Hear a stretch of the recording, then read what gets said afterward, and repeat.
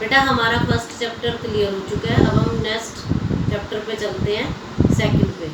तो आज हम कराते हैं आपको 2.4।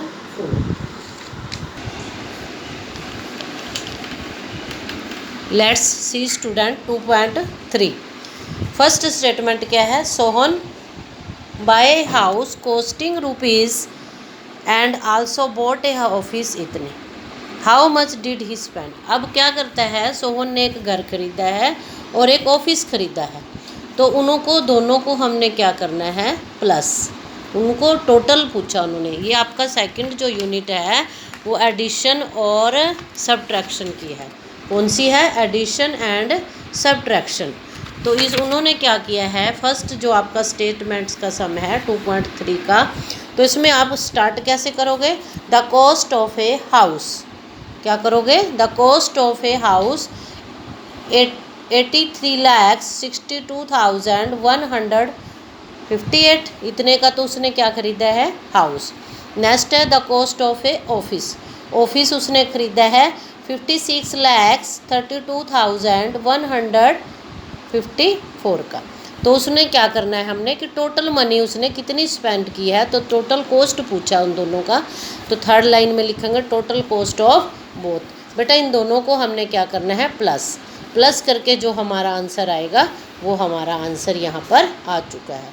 दोनों को प्लस करके जो आंसर आएगा वो आंसर होगा। ठीक है, लेकिन आंसर हमने अलग से मेंशन करना है।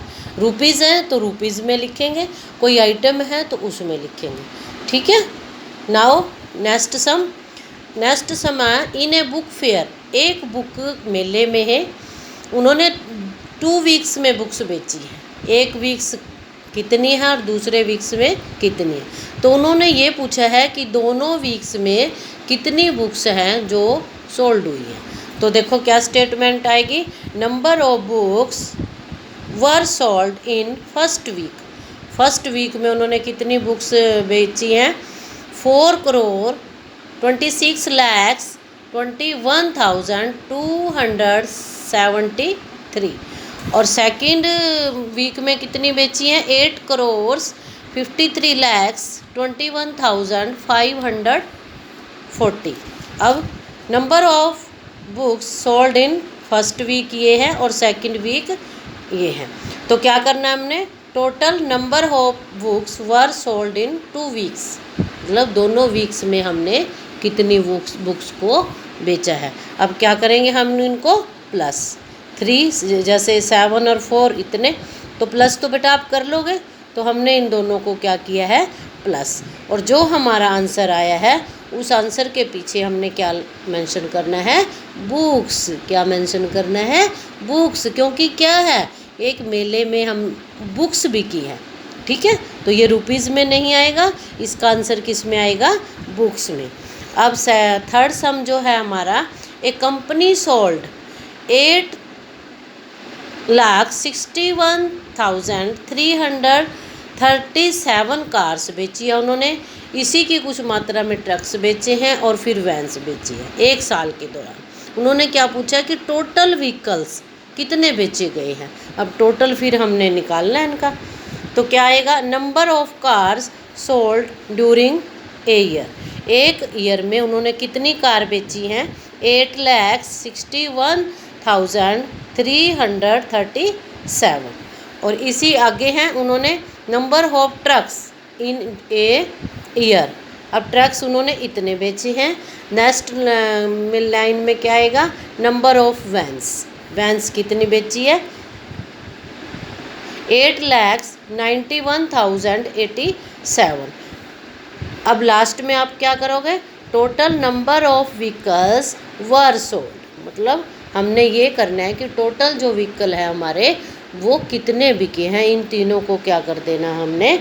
प्लस। और प्लस करके जो हमारा आंसर आएगा उसके साथ हमने क्या मेंशन करना है? व्हीकल्स। वाई? क्योंकि हमारे व्हीकल बिके हैं। ठीक है। नेक्स्ट सम है आपका fourth. Mister Gupta invested ₹15,50,500 in his business last year. उन्होंने इतने पैसे जो हैं वो बिजनेस में लास्ट ईयर लगा दिए हैं। और टोटल सेल जो उनकी हुई है ये कम हुई है, तो उन्होंने ये पूछा कि अंतर कितना है। अब हम क्या लिखेंगे, मिस्टर गुप्ता इन्वेस्टेड बिजनेस इतने रुपीस, ठीक है, इतने लिख दिया। और टोटल सेल्स क्या है, ये है उनकी 8,78,450। तो डिफरेंस कैसे निकालोगे, ये बेटे मिक्स सम है, प्लस के भी हैं और सब्ट्रैक्शन के भी हैं। जहाँ पर तो डिफरेंस आता है या लेफ्ट आता है वहाँ पर तो आपने माइनस करना है, और जहाँ पर टोटल पूछा जाता है वहाँ पर आपने क्या करना है, ऐड करना है। अब यहाँ पर डिफरेंस पूछा गया है तो हमने क्या करना है, इसको क्या कर देना है, इसको माइनस। देखो माइनस करके हमारे पास आया है 6,72,050। ये अगली लाइन में यहाँ पर आपने मेंशन कर दिया, लेकिन हम आंसर शो करेंगे नेक्स्ट रो में। ओके बेटा, और आंसर के साथ हमने रुपीज़ लगाने हैं, क्योंकि उन्होंने पूछा है कि कितने डिफरेंस जो है हमारा मनी का वो हमारे पास लेफ्ट रहा है। तो नेक्स्ट फिफ्थ समय है हमारा, Seema saved 12,85,925 in the last year. क्या करती है सीमा, 12,85,925 रुपीज़ बचाती है 5 सालों में। तो उन्होंने आगे स्टेटमेंट दिया, how much more should see save to make, कि उसको कितना और बचाना पड़ेगा अपने पैसों को, अपनी मनी को 15 लाख बनाने के लिए। क्या पूछा उसने, कि वो बचा रही है अब 12 लाख समथिंग, लेकिन उसको कितना और सेव करना पड़ेगा जिससे कि जो उसका अमाउंट है वो 15 लैक्स बन जाए। तो क्या करेंगे हम, 15 लैक्स में से 12 समथिंग कुछ इसमें से क्या कर देंगे, माइनस। तो इसमें से जो माइनस किया है हमारे पास क्या आ गया, इसका आंसर ये आया 2,14,075। इतना पैसा उसको और सेव करना पड़ेगा जिससे कि जो उसकी मनी है वो 15 लैक्स बन जाए। ओके बेटा, इज़ दैट क्लियर।